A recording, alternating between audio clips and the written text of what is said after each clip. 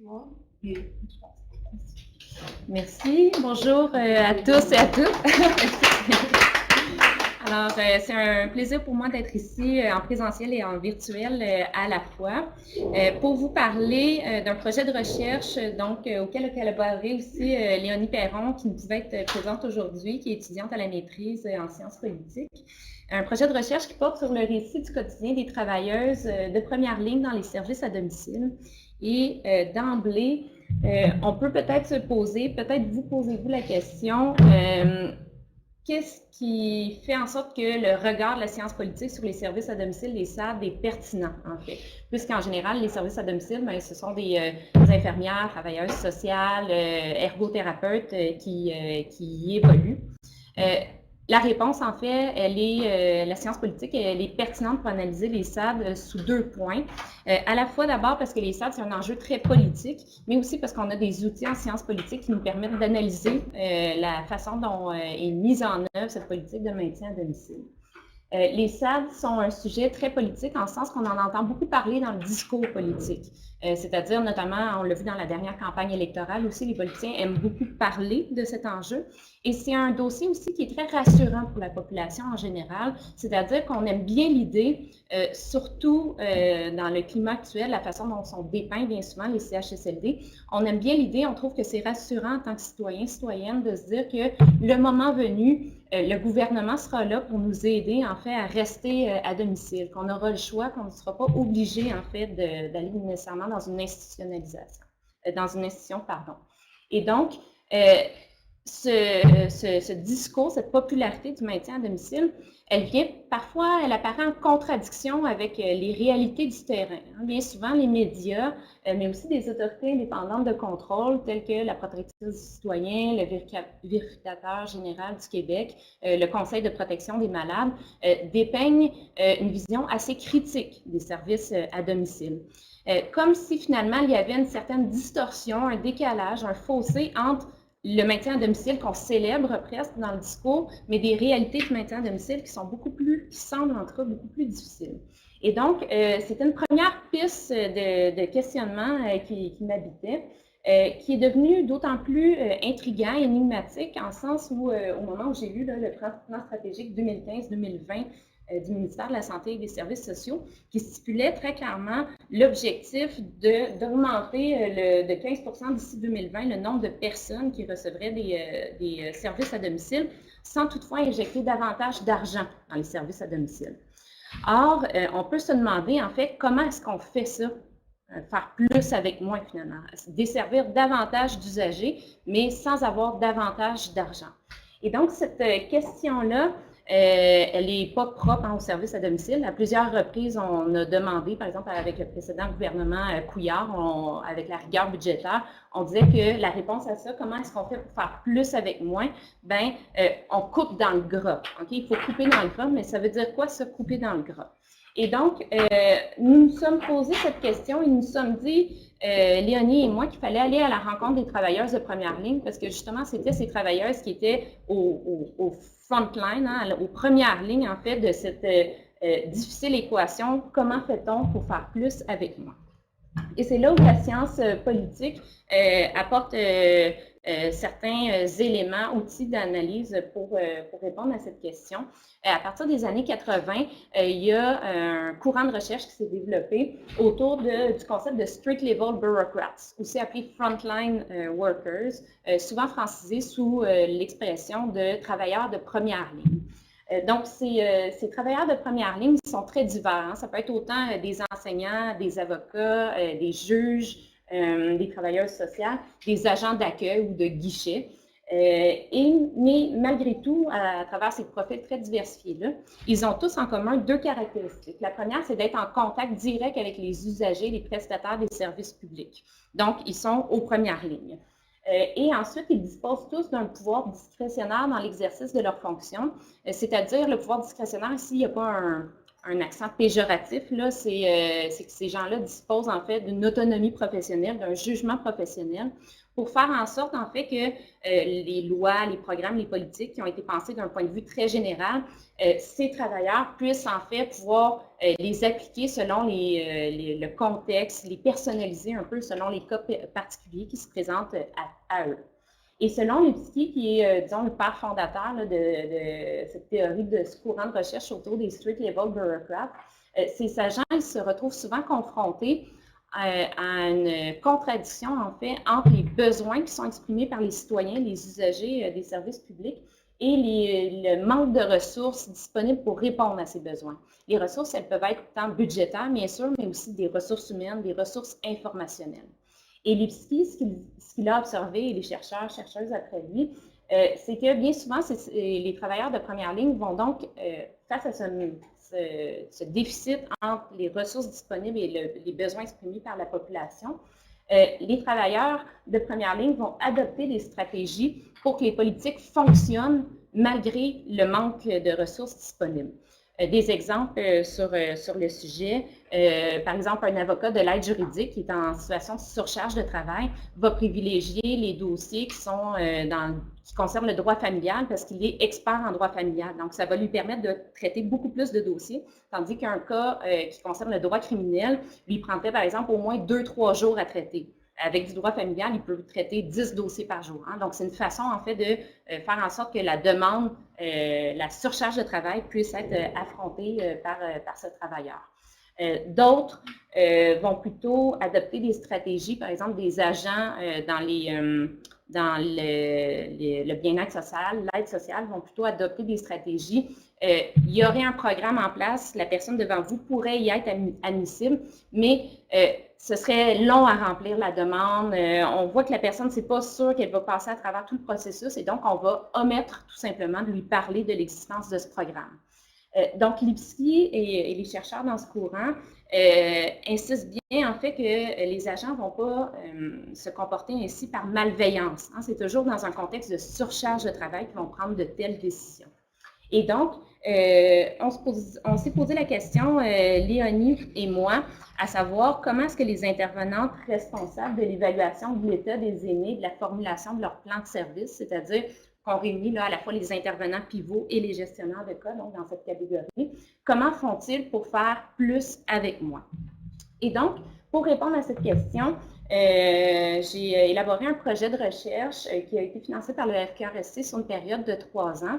Un projet de recherche qui est tout à fait nouveau, c'est-à-dire que je n'ai pas une expertise, je commence à en développer une, mais les politiques de vieillesse et le maintien à domicile, en fait, c'est nouveau pour moi. Ça fait que depuis mon embauche comme professeur que j'ai commencé à m'y intéresser. Et c'est reflété, en fait, dans la façon dont j'ai proposé le projet. C'est-à-dire que la première phase de la recherche était de faire une revue systématique de la littérature pour voir, à travers les autres pays occidentaux, en fait, comment est-ce qu'il y a des réformes managériales de ce sens-là? Comment est-ce qu'on demande aux personnes dans les services à domicile de faire plus avec moins? Et si oui, comment est-ce que ces travailleuses font pour faire plus avec moins? La deuxième étape, la deuxième phase de ce projet, ce sont des entretiens semi-dirigés avec des travailleuses de première ligne, mais aussi avec quelques gestionnaires pour avoir des points de vue différents. Et finalement, la troisième phase, donc qui n'est pas commencée, c'est de faire un questionnaire à grande échelle, à grand déploiement, pour avoir une vue d'ensemble, en fait, de ce travail en première ligne des services à domicile. Et donc, la première phase est complétée. La deuxième phase, c'est en train d'être fait au sein du CIUS du Centre-Ouest de l'île de Montréal, auquel est lié, en fait, le CREGES, dont je suis membre. Et l'idée qu'on a eue et l'approbation qu'on a eue de la part de la gestion, c'est d'interviewer 2 intervenants par CLSC. Il y a 5 CLSC au sein du CIUS en question, et également 2 gestionnaires, pour un total de 12 entretiens. C'est assez intéressant parce que le territoire, en fait, il couvre à la fois des quartiers très aisés, d'autres des quartiers où il y a une population très vulnérable, des quartiers très multi-ethniques aussi. Et donc, dans ces CLSC, nous avons rencontré des intervenants, à la fois des hommes, des femmes, des anglophones, des francophones, mais par souci d'anonymat, en fait, tous les intervenants sont ici, et dans mes résultats de recherche, là, féminisés et francisés. Hein. Donc, je parlais toujours d'intervenantes. Comme ça permettra d'assurer l'anonymat des intervenants qui ont collaboré à ce projet. Et donc, il y a 2 vagues d'entretien, une première à l'automne 2018, pardon, qui a eu lieu, et la deuxième qui est en cours à l'hiver 2019. Donc, il y a seulement 8 des 12 entretiens prévus qui ont été faits. Vous voyez donc que les résultats que je vous présenterai aujourd'hui, ce sont des résultats qui sont préliminaires et qui sont passés sur un petit échantillon. Hein. Je ne prétends pas ici pouvoir arriver à une grande généralisation des résultats. Néanmoins, et c'est ce qu'on a vu aussi par le taux d'inscription à cette conférence, il y a un intérêt marqué sur la question. Et donc, c'est pour moi l'occasion peut-être d'entamer la discussion. Et si parmi vous, il y a des praticiens, praticiennes des services à domicile et que vous trouvez en fait que les propos qui vous seront présentés dans les prochaines minutes ne font pas sens ou ont une représentation qui n'est pas exacte, n'hésitez pas à poser des questions. Si au contraire vous trouvez qu'elles font sens avec votre réalité, n'hésitez pas aussi à m'en faire part. Et donc, c'est un plaisir là, de commencer, d'entamer cette discussion avec vous aujourd'hui, avec évidemment l'idée que c'est un projet qui est en cours de développement. Donc, l'un des premiers grands résultats de cette recherche, c'est que les fonctionnaires de première ligne dans les services à domicile sont vraiment confrontés à un contexte d'instabilité.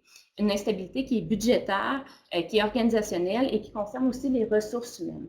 C'est-à-dire que à la fois, tous les intervenants en fait qu'on a rencontrés nous ont dit en ce moment, c'est une bonne période sur le budget, ça va bien. Donc, automne 2018, hiver 2019, il n'y a pas de souci. En revanche, tous nous ont dit, et d'ailleurs, j'ai oublié de le mentionner, c'est des résultats sur un petit nombre de personnes, mais les résultats que je vous présente aujourd'hui, c'est des tendances lourdes, disons, à peu près tous les intervenants que j'ai interviewés, les 8, m'ont fait part de ce dont je vous ferai part. Donc, je reviens à ce budget. Tous les intervenants rencontrés ont été unanimes en décriant en fait le fait que souvent les budgets sont tout à fait instables. C'est-à-dire qu'au-delà des années budgétaires, il arrive souvent qu'on a une équipe, ils sont convoqués pour une réunion d'équipe et ils se font dire « Bon, ben là, on a de l'argent, il faut dépenser, mais avant le 31 mars, absolument. Okay? » Et donc, on ne peut pas prévoir le coût, on n'a pas le temps, en fait. On ne peut pas dire, bon, ben où est-ce qu'on devrait investir cet argent-là? C'est plutôt, on ouvre les vannes. Ensuite, peut s'en suivre une période dite normale. Et puis, soudainement, nouvelle réunion d'équipe où là, on se fait annoncer où, là, on est dans le rouge. Il faut restreindre les plans de service. Et donc, cette espèce d'instabilité-là, elle est vécue plutôt mal, en fait. Il y a plusieurs intervenants qui disaient, je préférais, en fait, que les budgets soient peut-être même plus bas, mais toujours les mêmes. On saurait à quoi s'attendre. On aurait, ce qu'on appelle en analyse des politiques publiques, là, une lisibilité. Hein? On saurait là, à court, moyen et long terme à quoi s'attendre. On ne serait pas toujours en contexte d'instabilité. Donc, c'est apparu comme une préoccupation, on le verra un peu plus tard, qui apporte en plus une certaine iniquité dans les services qui sont donnés, puisque selon le moment où l'usager fait une demande, s'il est dans une bonne période, une mauvaise période, il n'aura pas les mêmes services qui lui seront proposés. Parfois, il y a des gens qui sont des voisins hein, et qui comparent leur plan de service et qui se rendent compte que il y a quelque chose qui cloche. Et ça aussi, ça peut être assez mal vécu puisque les travailleurs sont en première ligne. Hein, et elles se le font demander. Comment ça est-ce qu'il y a une iniquité, en fait, entre les plans de service qui sont offerts? Le deuxième facteur d'instabilité, bien sûr, c'est au plan organisationnel, dans le sens que les travailleurs ont souvent l'impression qu'il y a une succession de réformes qui est toujours en cours. Les réformes, en fait, ce n'est pas l'exception, c'est plutôt la règle. Okay? À la fois, on peut penser des réformes organisationnelles, hein, la plus importante ayant été là, la formation, la fusion en CIUS, en CIS à travers le Québec, mais aussi même dans les formulaires qui sont utilisés, de passer de l'outil d'évaluation multiclientèle à l'OSI. Nos entretiens, là, on était exactement dans la période, ou en tout cas, du moins dans le CIUS centre-ouest de l'île de Montréal, c'est la période d'implantation de ce nouveau formulaire. Et donc, bien souvent, avec tout ce qui va avec ces réformes-là, ce sont des réunions, de la formation, des nouveaux changements mis en place, et tout ça donne une impression, en fait, d'instabilité mais surtout d'avoir à consacrer beaucoup plus de temps à avoir à s'adapter aux réformes plutôt qu'à vraiment pouvoir faire le boulot d'intervenant pivot de gestionnaire de cas. Et finalement, l'instabilité, évidemment, ce n'est pas un résultat qui est très surprenant, a été mentionné sur le personnel, une rotation de personnel qui est importante dans le secteur public. Des gens, en fait, qui partent fréquemment en congé de maladie, par exemple, ou alors qui décident de changer de service aussi. Des départs qui sont non remplacés, que ce soit des départs en congé de maternité, en congé de maladie ou en retraite, mais parfois aussi des postes à pourvoir qui sont non comblés. On nous a fait part, en fait, d'une difficulté à recruter des gens, mais parfois aussi une difficulté purement technique de question de budget. Il y a des budgets qui sont décoincés, disons, qui sont alloués pour engager des gens, mais il n'y a pas de budget qui sont alloués pour les ressources humaines qui doivent procéder à l'embauche. Et donc, à cause de ça, ça bloque, ou du moins, c'est beaucoup plus long avant que le poste à pourvoir soit comblé. Ce qu'on remarque au-delà de ce climat d'instabilité-là, c'est que les entretiens, en fait, ont été révélateurs que les services à domicile au Québec, en ce début du 21e siècle, s'inscrivent vraiment au cœur de ce qui est appelé dans la littérature en sciences politiques le welfare mix, pour faire à l'opposé du welfare state. Le welfare state, donc l'État-providence, qui serait où l'État, le secteur public, est le principal acteur. De plus en plus, dans plusieurs secteurs d'action publique, là, pas seulement les services à domicile, ce qu'on remarque dans la majorité des pays occidentaux, c'est qu'on se dirige plutôt vers un welfare mix, c'est-à-dire où il y a une mixité d'acteurs. Il n'y a plus seulement le secteur public qui va financer et mettre en œuvre les politiques sociales. Il y aura aussi, bien sûr, dans le cas des services à domicile, la famille et les proches aidants qui sont énormément mobilisés, le secteur privé et le tiers secteur également. Et vous voyez ici un extrait d'un entretien qui décrit un peu, assez bien plutôt, cet esprit de welfare mix qui est très intégré par les travailleuses de première ligne, c'est-à-dire qu'elle nous dit bien souvent, en fait, ce sont des services du CLSC, mais évidemment, dans l'évaluation, on va aller voir aussi si la personne elle a des moyens financiers, si elle a d'autres ressources aussi, de la famille, des amis, de l'entourage pour donner certains services. Donc, ça va toujours être notre mission d'aller voir si la personne a d'autres ressources que le CLSC. Hein. C'est cette idée où le CLSC et le secteur public ne sont pas les seuls prestataires des services à domicile. Et donc, parmi les autres mécanismes et les autres acteurs qui sont impliqués dans la prestation des services à domicile, on nous a souvent fait mention du chèque emploi-service qui est assez perçu favorablement par les intervenantes, en sens que ce serait un mécanisme de flexibilité pour les clientèles spécifiques. Dans un contexte très multiethnique montréalais, par exemple, on nous donnait souvent l'exemple d'une personne, d'un usager qui fait partie de la communauté hongroise. Et donc, il y a la possibilité, par le chèque emploi-service, d'engager quelqu'un qui parle l'hongrois. Et donc, ça permet une adaptabilité, en fait, des services publics qui est fort appréciée chez certaines personnes. D'ailleurs, s'il y a des gens en virtuel là, qui sont dans des régions peut-être moins multiethniques, je serais bien intéressée à savoir ce que vous pensez du chèque emploi-service également. Le secteur privé est de plus en plus mobilisé aussi, selon les intervenantes rencontrées, en sens qu'il y a un recours grandissant à des agences privées. Ici, on juge plutôt défavorablement ce recours au secteur privé, en sens qu'il n'y a pas de mécanisme de coordination, de contrôle qui sont mis en œuvre pour faire le suivi. C'est-à-dire que, par exemple, lorsque ce sont des auxiliaires familiales du CLSC qui vont faire les soins d'hygiène, par exemple, il y a un suivi qui est fait auprès des intervenantes pivots. Et donc, c'est une façon de coordonner. Hein. Les auxiliaires familiales vont dire, je pense qu'il faudrait revoir l'évaluation. Monsieur me semble moins avoir quelques pertes cognitives supplémentaires et ainsi de suite. Il n'y a pas de tels mécanismes de communication, de coordination avec les auxiliaires provenant du secteur privé. Il n'y a pas de mécanisme de contrôle non plus. On nous a donné à quelques reprises l'exemple où c'est lorsqu'un usager appelle pour dire « ça fait un mois que je n'ai pas reçu de service » où on apprend finalement que bien que le gouvernement a payé pour des services qui devaient être octroyés par des agences privées, les auxiliaires de ces agences privées-là ne se sont pas présentés pour donner les soins. Okay? Donc, cette absence de contrôle-là aussi, à la fois sur la qualité, mais voire même sur est-ce que le service a été bel et bien donné ou pas, fait en sorte qu'il y a un avis plutôt défavorable. Et ensuite, les travailleuses de première ligne connaissent très, très bien le tissu des organismes communautaires, bénévoles et ainsi de suite, des entreprises d'économie sociale. Mais bien souvent, elles sont aussi aux premières lignes, en fait, d'un certain mécontentement de la part de ce tiers secteur-là qui nous disent, et vous voyez une autre citation à l'écran, on est en train de pallier un système qui n'est pas capable de donner ces services-là à la population. Donc, un tiers secteur qui se sentirait de plus en plus, en fait, comme une béquille pour un secteur public qui n'est pas capable d'assurer l'ensemble des services. Un tiers secteur qui lui-même est actuellement sous-financé, où il y a une rotation aussi de personnel notable. Donc, ce welfare mix qui est mis en œuvre en réalité, concrètement, est plus ou moins assumé publiquement, disons, dans les grands discours politiques. On n'en entend pas beaucoup parler, alors que dans la réalité, c'est très présent. Et c'est là où les Street Level Bureaucrats, donc SLB, se retrouvent au centre d'un paradoxe des politiques de service à domicile. C'est-à-dire que bien souvent, et là aussi vous avez un extrait d'un entretien, le message, vous savez, c'est que c'est moins coûteux de garder les gens à domicile. Okay? Et donc, le souci, c'est que ça, c'est le message, mais il n'y a pas de moyens, ou il n'y a pas suffisamment de moyens pour le faire.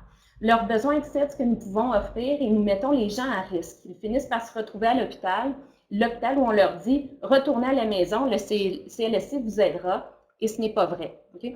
Donc, souvent, ces travailleuses qui se retrouvent en fait à faire face à des allers-retours de certaines personnes entre l'hôpital et le domicile. Et donc, on peut se demander quel est l'objectif véritable des services à domicile à ce moment-là. Est-ce que c'est vraiment d'encourager un domicile de qualité et sécuritaire des personnes âgées, ou est-ce que c'est surtout pour prévenir l'institutionnalisation des personnes âgées qui est perçue comme beaucoup plus coûteux publiquement que d'aider les personnes à rester à domicile. Donc, les services à domicile, est-ce qu'ils sont au service du désengorgement hospitalier? Et là, on a un autre exemple aussi dans la façon dont les budgets sont attribués. À la sortie de l'hôpital, il y a un budget qui est attribué pour des services à domicile accrus et qui semble bien fonctionner pendant une période de 30 jours. Mais après cette période de 30 jours-là, en fait, les usagers retombent dans les services à domicile, disons, réguliers. Et donc, ils peuvent avoir, à ce moment-là, subir une baisse importante de services à domicile. Ce qui peut faire en sorte, en fait, que ça peut les ramener à nouveau à l'hôpital et ainsi, il y a des allers-retours qui se produisent. Parfois, le vieillir chez soi aussi, on peut se poser la question, est-ce que c'est un choix ou est-ce que c'est une conséquence de manque de place dans les CHSLD publics? C'est parfois, encore une fois, les travailleurs sont aux premières lignes, en fait, de ces demandes d'usagers-là, qui parfois préféraient, en fait, être en institution, mais qui sont sur une liste d'attente. Et en attendant, en fait, c'est plutôt le domicile, pas par choix, mais plutôt par dépit, en quelque sorte. Et donc, tout ça fait en sorte à la fois les allers-retours qui peuvent se produire entre le domicile et les hôpitaux, mais aussi un manque de place en CHSLD public. Tout ça fait en sorte que les travailleuses de première ligne font face à un alourdissement de la clientèle aussi. Un alourdissement de la clientèle puisque de plus en plus, il y aurait des personnes qui seraient donc du grand âge, 85 ans et plus.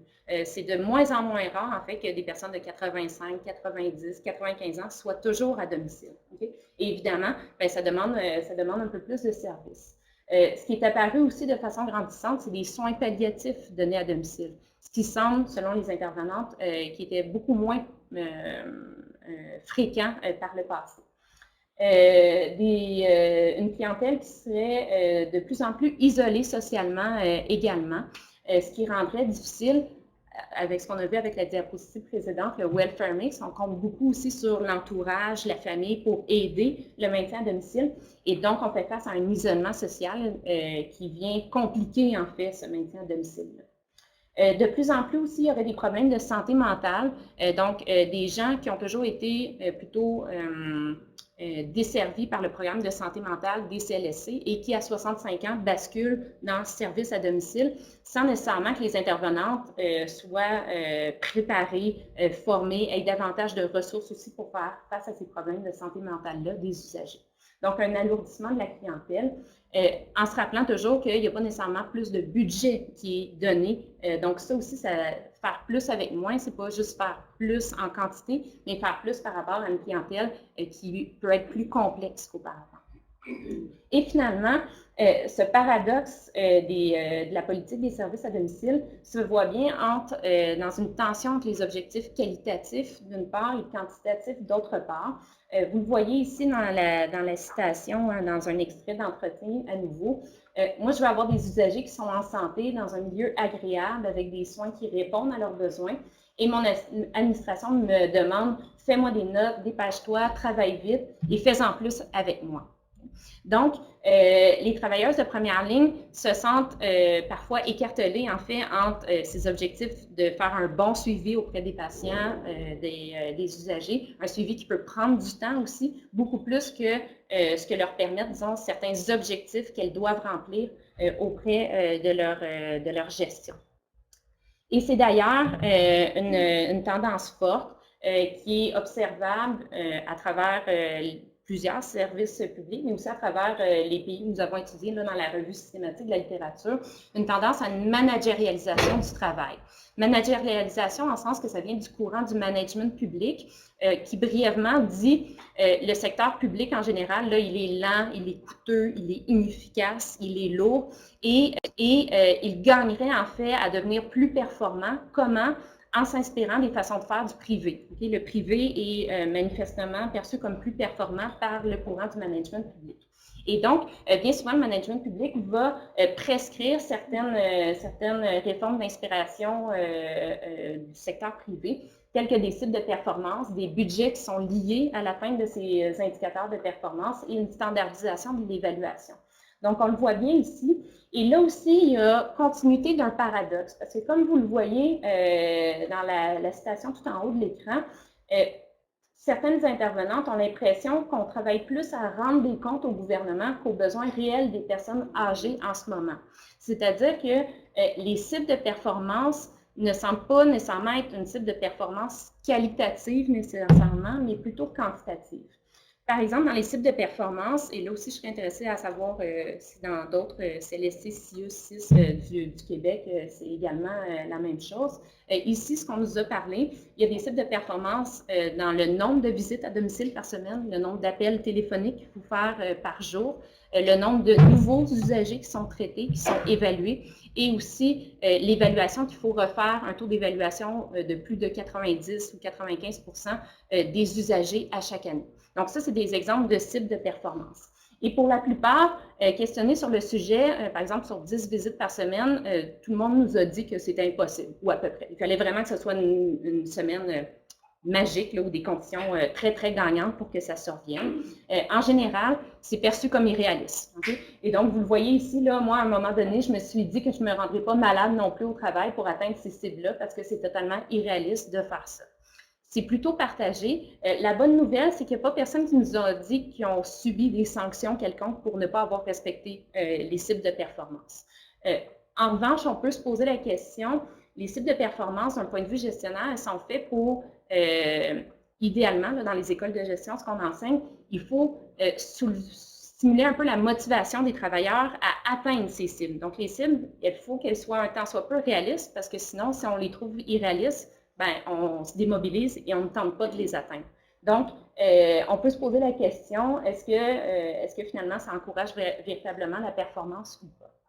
Un autre enjeu de la managérialisation du travail, c'est que cette performance-là, elle est calculée selon des statistiques et ces statistiques vont générer ou pas des budgets pour les services à domicile. Donc, à nouveau, un extrait qui illustre bien ceci.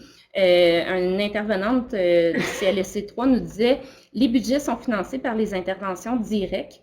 Donc, si tu fais des statistiques et que tu es performant au niveau des temps, ça veut dire que tu peux bien être poche, oublier des choses et être négligent. Il ne faut pas le faire, évidemment, mais tu peux être poche, oublier des choses, être négligent, mais ça va donner plus de budget si tu rencontres officiellement les statistiques. » Et donc, ici, il y a encore une fois un paradoxe entre qu'est-ce qu'il faut exactement que les travailleurs de première ligne fassent. Est-ce qu'il faut bien faire les choses ou faire les choses qui vont rencontrer, en fait, rendre des comptes à ce que le gouvernement semble demander?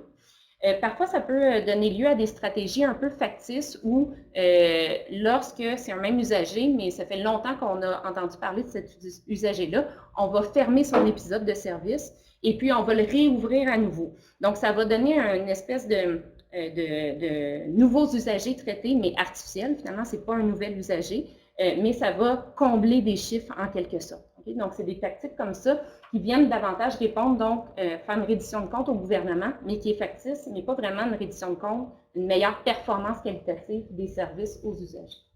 Et finalement, troisième aspect important, c'est la standardisation de l'évaluation avec l'utilisation des outils d'évaluation multiclientèle, l'OSI également. C'est-à-dire que, et vous le voyez, là, les outils génèrent dorénavant une cote, l'ISO-SMART, une cote qui décidera si le client pourra avoir droit ou non à des services. Donc, en général, il y a une vision favorable partielle à ça, en sens que ça donne un langage commun. Okay? On peut se dire, OK, un usager 6, on sait tous à peu près à quoi ça réfère. Le souci, en fait, c'est que pour la plupart des travailleurs interrogés, nous disaient que ces outils-là sont assez pertinents, en fait, pour mesurer l'état physique d'une personne, mais mesurent plutôt mal l'état cognitif et psychologique de cette personne-là. Donc, parfois, ils se retrouvent, ils font une évaluation de la personne, et puis la cote apparaît un peu problématique, en fait. Elle ne représente pas bien la réalité. Et donc, ce n'est pas complètement standardisé parce que néanmoins, les travailleurs de première ligne peuvent ensuite aller négocier, disons, expliquer à leur gestionnaire en quoi cette personne-là devrait avoir plus de services que normalement une cote 6 aurait, par exemple. Mais il faut justement rentrer dans un processus de négociation. Voilà. Donc, ça participe à cette managérialisation du travail qui peut placer parfois les travailleuses dans une position professionnelle qui est inconfortable, puisqu'elles se retrouvent encore une fois aux premières lignes. Aux premières lignes de quoi? D'abord, des usagers qui peuvent parfois être déçus. Alors, je vous parlais au tout départ que dans le discours public, ça nous donne l'impression que le maintien à domicile, c'est assuré par le gouvernement jusqu'à un certain point. Et donc, il y a une intervenante qui nous disait, quand tu as le client devant toi qui est émotif et que tu sens vraiment sa détresse et que c'est toi qui lui dis non, c'est pas facile à vivre. Les travailleurs de première ligne sont aussi aux premières lignes, en fait, du stress ou de la détresse que peuvent subir les auxiliaires familiales. Les auxiliaires familiales qui doivent aussi avoir des cibles de performance, notamment des actes qui sont de plus en plus minutés. Hein, pour une routine du matin, par exemple, plutôt que d'avoir 60 minutes, on serait passé, du moins dans certaines parties de l'île de Montréal, à 45 minutes, ce qui a été mal vécu, en fait, par plusieurs des auxiliaires. Et donc, les auxiliaires, parfois, vont voir une intervenante pivot, gestionnaire de cas, et lui disent « ça m'a pris 1h30 ». Alors, au lieu de dire « OK, je vais t'augmenter, je dois prendre rendez-vous, je dois présenter la demande au gestionnaire », le gestionnaire va me dire « Est-ce que c'est vraiment 1h30? Est-ce que ça ne pourrait pas être 1h15? » Et elle répond « Mais pourquoi? Est-ce que c'est vraiment ce 15 minutes-là? » Moi, je fais confiance à l'auxiliaire familial qui me dit que c'est une personne qui a du surpoids, qui est lente à déplacer, qui a des bas de compression à mettre, etc., etc. Et donc, là, il y a cette sensation où on n'a plus cette autonomie professionnelle-là pour dire c'est 1h30 et qu'on peut le donner. Et finalement, il y a aussi une insatisfaction dans le sens que de plus en plus, on nous dit que les outils sont de plus en plus faits pour penser à notre place avec l'OSI et l'OEMC. Il y a un sentiment de perte, encore une fois, d'autonomie ou de jugement professionnel face à ces outils informatiques. Ce qui peut conduire à un contexte de souffrance de position. C'est Vincent Dubois, là, qui est un sociologue français qui a inventé là, cette expression, c'est-à-dire que des travailleuses de première ligne qui se retrouvent, lui dans son cas, c'est avec des agents de l'aide sociale, qui se retrouvent à devoir tenter de remettre les gens au travail. Ça, c'est un peu le discours politique, mais qui font face à finalement des situations parfois de pauvreté extrême, difficile à gérer. Et donc, il y a une espèce de dissonance, en fait, entre ce qui devrait être fait et la réalité de ce qu'elles rencontrent, en fait, sur le terrain d'intervention. Et donc, je finirai avec quelques stratégies pour que les politiques fonctionnent lorsqu'il manque de ressources. Hein, à nouveau, tout le monde nous a dit en ce moment, c'est une bonne période d'un point de vue budgétaire, mais lorsque le budget, on nous dit, on est dans le rouge, qu'est-ce que les gens font? En général, le premier service à être coupé, c'est le répit aux proches aidants. Ça semble être assez unanime et ça fait pas vraiment de sens pour ces travailleuses, puisqu'ils voient bien que souvent les proches aidants, proches aidantes sont déjà en situation de fatigue avancée, fatigue psychologique, mentale, physique. Et donc, peut-être que ces proches aidants-là, si on leur coupe le répit, mais ça se peut qu'eux-mêmes deviennent des usagers des services publics plutôt que des collaborateurs, des partenaires des services publics. Ensuite, il y a l'application, en général, une clause grand-père lorsque les services doivent être réduits, c'est-à-dire que c'est rare que ce soit le plan de service des personnes déjà usagées qui vont être coupées, c'est plutôt les nouveaux usagers entrés dans le système qui vont avoir des heures réduites en général. Donc, ce qui apporte l'inéquité dont je vous ai parlé un peu tout à l'heure, tout dépendant du moment où vous faites votre demande comme usager, c'est peut que vous ayez beaucoup moins que votre voisin qui avait fait la demande il y a 2 mois à peine. L'utilisation de plafond d'heures, donc on ne peut pas donner plus que 10 heures, par exemple, par usager. L'utilisation de listes d'attente, on fait l'évaluation de l'usager et puis on lui dit, bien, vous auriez droit à ça, ça, ça, mais le ça, l'évaluation est faite, mais le service n'est pas donné, c'est des services qui sont en liste d'attente. Et finalement, un fonctionnement qui fonctionne beaucoup plus selon les urgences qui se présentent. Okay? Donc, ce n'est pas selon l'ordre d'arrivée, en fait, des dossiers, mais ce sera un patient, un client a chuté, un client menace de se faire mettre en dehors de son domicile, et ainsi de suite. Et donc, ça donne un aspect, une atmosphère de toujours travailler à éteindre des feux plutôt que d'être dans un fonctionnement normal du travail. Donc, en conclusion, ce que nous révèle, c'est quoi travailler pour le vieillissement à domicile au Québec au début du 21e siècle. En fait, les travailleurs se retrouvent aux premières lignes d'un paradoxe entre le discours public et les ressources publiques, ce dont je vous parlais dès le début. Dans le discours public, on entend beaucoup parler du maintien à domicile, mais ce qu'on observe, en fait, c'est que les services à domicile au Québec sont plutôt pensés selon un modèle libéral de l'État-providence. Un modèle libéral, c'est quoi? C'est un modèle qui donne un filet social minimal, disons, mais pour le reste, il faut que les citoyens se responsabilisent un peu, c'est-à-dire qu'ils aient mis un peu, idéalement, de l'argent de côté, qu'ils puissent avoir un réseau autour d'eux qui va pouvoir les aider, en fait, à rester à domicile ou à s'acheter des soins, des services pour rester à domicile. Le problème, c'est pas nécessairement un problème. Il y a beaucoup d'autres États qui ont un modèle d'État-providence de type libéral. Ça, c'est pas nécessairement un problème. Le problème, c'est que la communication politique laisse plutôt croire qu'on est dans un modèle de type social-démocrate.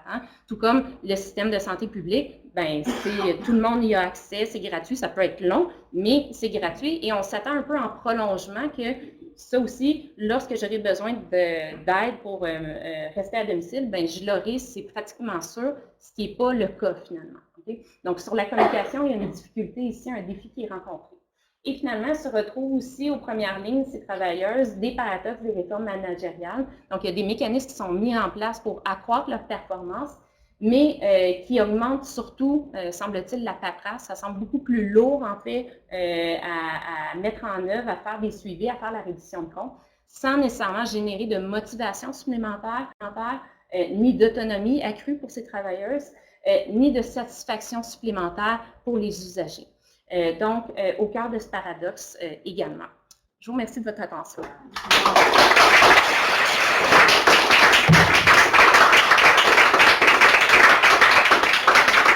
Et j'ai oublié, j'en profiterai d'ailleurs, vous voyez mes coordonnées à l'écran. Donc, si vous êtes des praticiennes, praticiens du secteur des services à domicile, ça me ferait plaisir, si vous êtes intéressés à participer à ce projet de recherche, vous pouvez me contacter par courriel, que ce soit pour participer à des entretiens ou peut-être plus tard pour participer au questionnaire à plus grande échelle que je compte faire. Si vous voulez tout simplement avoir des suivis sur d'autres publications que je pourrais faire, ça me fera plaisir aussi d'entrer en contact avec vous.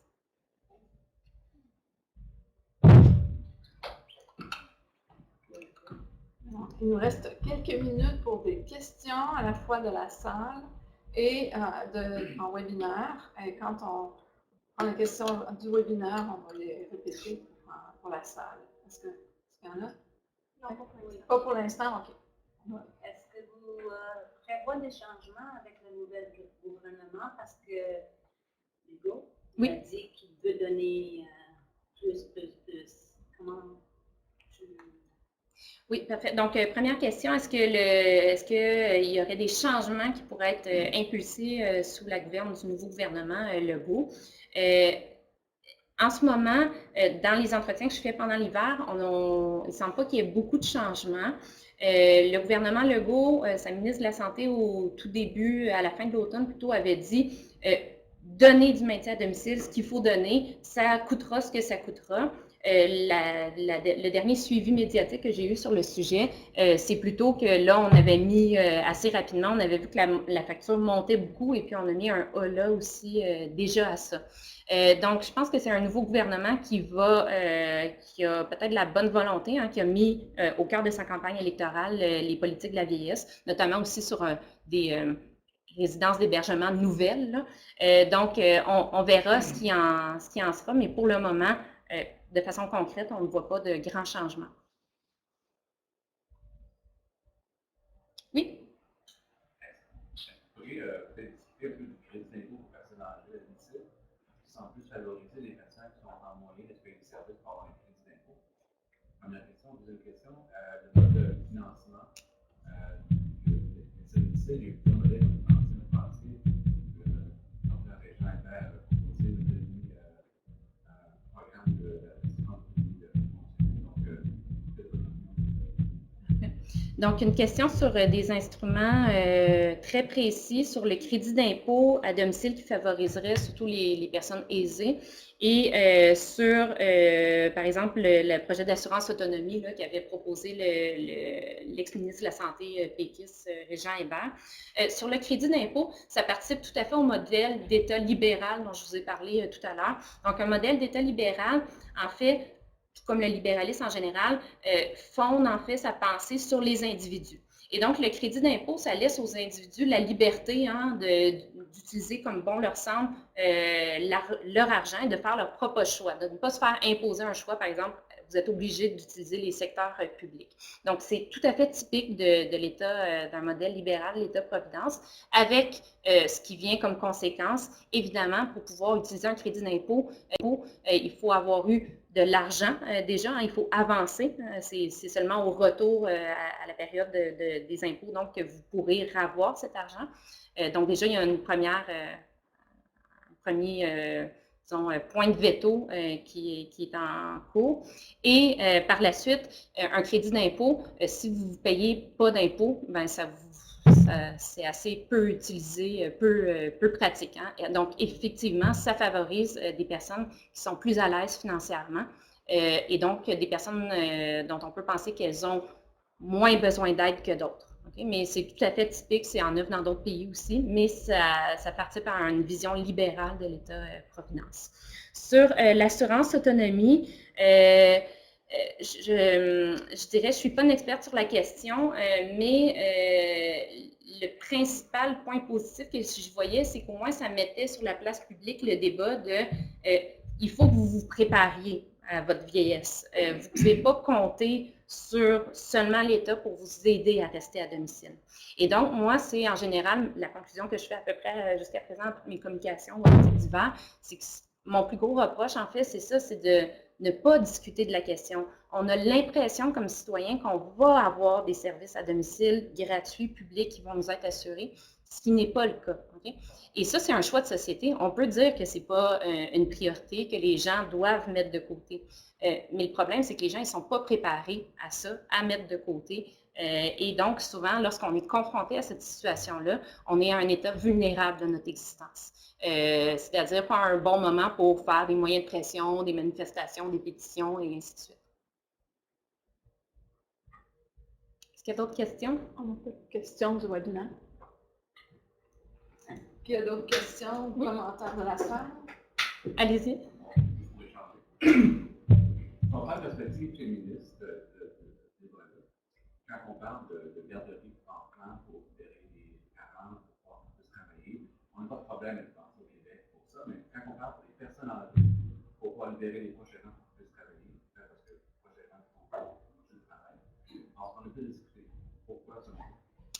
Donc, question sur les politiques du care, du prendre soin des enfants, prendre soin des personnes âgées. Pourquoi est-ce que ça semble plus facile politiquement d'encourager, par exemple, la mise en place de CPE pour que les femmes puissent continuer, surtout donc une perspective féministe, là, pour que les femmes puissent retourner au travail, alors que les proches aidants et aidantes, hein, souvent c'est très féminin comme phénomène, effectivement, elles aussi peuvent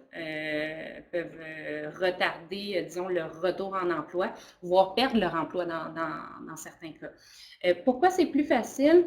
Je vous dirais en fait que certains de mes collègues qui travaillent sur les élections vous diraient que la population des gens qui ont des enfants, en fait, vont extrêmement aller voter, vont se faire entendre, tandis que la population âgée, c'est une population qui vote beaucoup, mais qui ne change pas vraiment d'avis. Hein. Ils votent toujours à peu près du même bord, donc c'est pas une population que les politiciens vont avoir tendance à tenter de convaincre. Donc ça, ce serait un peu un point très stratégique électoral. Mais pour poursuivre, je vous dirais que de plus en plus, à la fois dans les politiques de l'enfance, on voit qu'on va vers un modèle d'État-providence qui était plutôt social-démocrate avec les centres de la petite enfance, 5 $ par jour, universel, tout le monde la même chose, vers un modèle de plus en plus libéral. Hein, c'est la même dynamique. Donc, de plus en plus, des tarifs, en fait, qui vont être ajustés selon ce que vous gagnez, vos revenus, un libre marché. Hein, il n'y a plus que les CPE et les garderies privées subventionnées, non subventionnées. Là aussi, il y a mise en place de crédits d'impôt aussi pour les parents. Donc, je vous dirais que de plus en plus, il me semble, selon moi, mon analyse, que les politiques d'aide aux proches aidants et d'aide à la famille se rapproche sur le modèle qui est privilégié. Oui. Ben, si je peux ajouter à la discussion, il y a aussi toute la notion de l'investissement social, hein, de l'État investissement qui investit socialement. On le voit aussi avec les politiques sur les réfugiés ou sur l'immigration.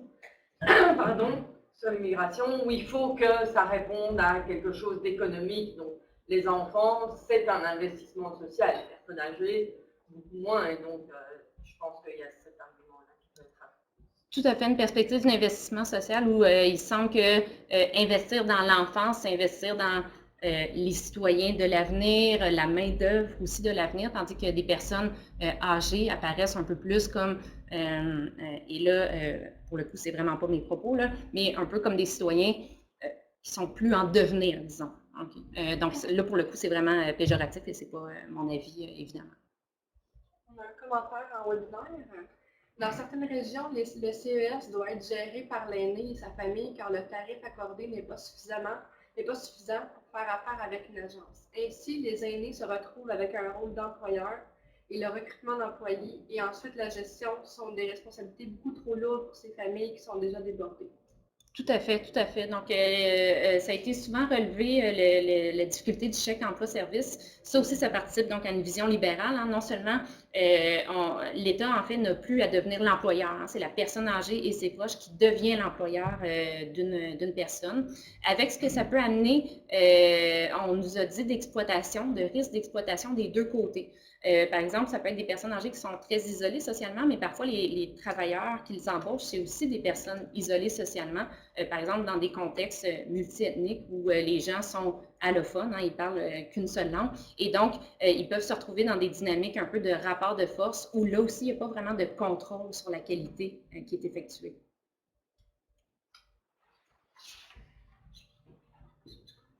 Est-ce que vous avez d'autres questions? Parfait. Ça m'a fait vraiment plaisir et à nouveau, je vous invite à prendre mes coordonnées en note si ça vous intéresse de participer à cette enquête, si ça vous intéresse de suivre les différents résultats qui seront publiés. Et je tiens à souligner encore une fois Léonie Perron qui ne pouvait être ici puisqu'elle s'est trouvée un emploi. Donc, c'est tout ce qu'on peut souhaiter à une étudiante à la maîtrise qui diplôme prochainement, mais qui a énormément participé là, à cette recherche. Merci beaucoup.